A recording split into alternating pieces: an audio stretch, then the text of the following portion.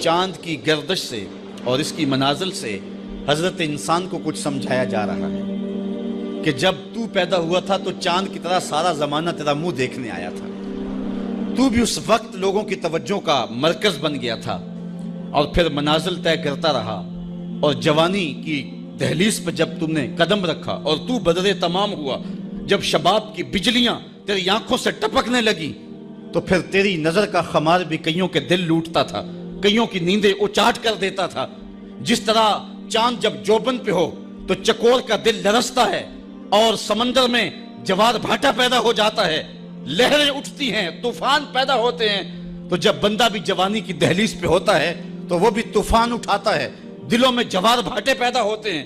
تو وہ لمحے بھی آئے کہ تو نے دلوں کی بستیاں اور دلوں کی دنیا پر ہلچل پیدا کر کے رکھ دی۔ تیرا شباب لوگوں کی زندگیوں کے اندر گھلتا رہا اور کتنوں کی نیندیں اچاٹ ہوتی رہیں، تیری زلف کے شکن کتنوں کا قرار لوٹ کے لے گئے، لیکن پھر وہ لمحہ بھی آیا، حتی آدھا کل ارجون القدیم، پھر بوڑھا ہو گیا، پھر تجھے کوئی دیکھنے بھی نہیں آتا، کوئی تجھ سے اداس بھی نہیں ہوتا، بچے بھی کترا کے گزر جاتے ہیں۔ کہا انسان ذرا چاند کی منزلوں کو دیکھ، یہی چاند کتنا پیارا تھا اور آج اسی چاند کو کوئی دیکھتا بھی نہیں ہے۔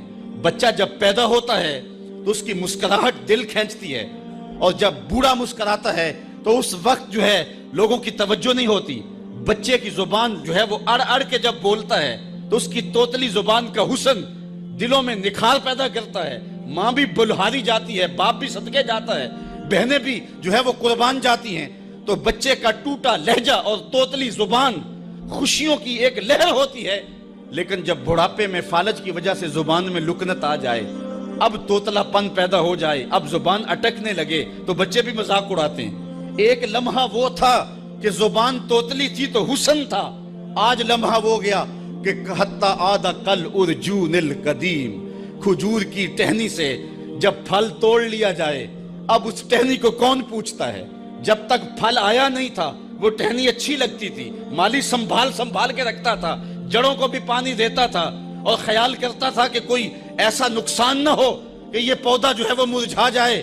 پھر جوبن پہ آیا اور جب کھجوریں لگیں تو اس نے پھر رسیاں بھی باندھی اور کھجوروں کو سنبھالنے کے لیے سب کچھ کیا۔ پھر جس دن اس نے اس ڈال سے پھل کاٹ لیا، اب وہ کھجور اجڑ گئی، اب اس کی وہ ٹہنی بے توقیر ہو گئی۔ انسان کی زندگی کا جب شباب لٹ جاتا ہے اور بڑھاپے میں جب وہ کسی قابل نہیں رہ جاتا تو پھر اس کی بھی یہ مثال ہے، حتی آدھا کل ارجون القدیم، جیسے کھجور کی پرانی ڈال ہو۔ اپنی نظر اور شرمگاہ کی حفاظت کریں۔ اس دور کا سب سے بڑا فتنہ یہ ہے کہ نگاہیں پاک نہیں رہی، نگاہیں غلیظ اور گندی ہو گئی، شرمگاہوں میں وہ تقدس نہیں رہا ہے۔ حضور علیہ السلام نے ارشاد فرمایا، من زنا زنیا بہی ولو بہی تانے دارہی، جس شخص نے زنا کیا یہ عمل اس کے گھر بھی لوٹے گا، اگرچہ اونچی اونچی دیواریں کیوں نہیں کر دیتا۔ یہ مکافات عمل ہے۔ گندم از گندم بروید جو ز جو، از مکافات عمل غافل مشو۔ گندم بو گے تو گندم کاٹو گے، جو بو گے تو جو کاٹو گے۔ نظر کو تقدس دو، نظر کو پاکیزگی دو۔ حضرت لقمان حکیم کہتے ہیں کہ میں کئی نبیوں سے ملا ہوں، کئی نبیوں سے ملاقات کی ہے، اور میں ان سے 2-2 4-4 باتیں جمع کی ہیں، اور ان ساری باتوں کو میں نے جمع کر کے 100 باتیں جمع کی ہیں، اور ان کا پھر میں نے خلاصہ تیار کیا ہے۔ ان میں 8 باتیں الگ کی ہیں۔ ان 8 باتوں میں ایک بات یہ ہے، جب کسی کے گھر جاؤ تو نظر کو حفاظت میں رکھو۔ جس شخص کے مہمان بنو، جس کے گھر جاؤ، تمہاری نظر نہ بھٹکنے پائے۔ نظر اگر غیر محرم کو شہوت سے دیکھتی ہے، حدیث میں آتا ہے کل قیامت کے دن جہنم کی آگ سے بھر دی جائے گی، وہ سخت رسوا ہوگا۔ آج میڈیا کی آوارگی اور انٹرنیٹ پہ جو کچھ ہو رہا ہے، ٹیلی ویژن اور سینما جو بدتمیزی پھیلا رہے ہیں، اور موبائل پیکج جس طرح بے حیائی کو فروغ ہو رہا ہے، ہم اس کے خلاف پوری قوت کے ساتھ بند باندھیں۔ اپنی اولادوں کے ہاتھوں سے ناول چھین لو، ان کے ہاتھوں سے جو ہے وہ فلمیں چھین لو، ان کی خلوتوں پہ نظر رکھو اور ان کی حفاظت کرو۔ جس شخص کی نظر پاک نہیں ہے اس کے من میں طہارت نہیں آ سکتی ہے، وہ دل پاک نہیں ہے اس کو جو ہے وہ باطن کا نور نصیب نہیں ہو سکتا۔ وائے قوم کشتائے تدبیر غیر، کارے او تخریب خود تعمیر غیر، از حیا بیگانہ پیرانے کہن، نوجوانا چوں زنا مشغول تن. کتنی حکمت والی بات کہی اقبال نے. وہ اپنے دور کا دکھڑا سناتا ہے جس دور سے ہم گزر رہے ہیں. اب تو عجیب حال ہو گئے. اقبال کہتا ہے یہ جو میرا دور ہے، جوان تو جوان رہے، بوڑھوں کی نظروں میں حیا نہیں رہا. آز حیا بیگانہ پیرانے کہن. بوڑھے لوگوں کی آنکھوں میں بھی اقبال کہتا ہے حیا نہیں رہا.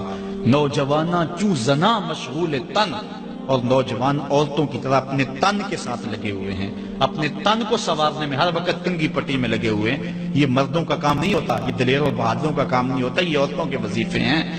در دل شاں آرزوہا بے ثبات مردہ زائم از بطون امہات. ان کے دلوں میں آرزویں کوئی اور ہی ہیں اور ماؤں کے پیٹوں سے مردہ جنم لے رہے ہیں. دخترانے او بزلف خود اسیر شوخ چشموں خود نماؤ خود دگیر.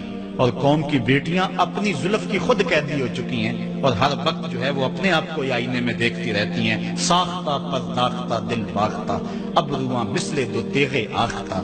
وہ جو گھر کی رونق تھی، جو آبرو اور حیا کا دوسرا نام تھا، آج وہ دل پھینک قسم کی ہو گئی ہے. آہ قوم میں دل سے حق پرداختہ مرد و مرگ خیش را نہ شناختہ.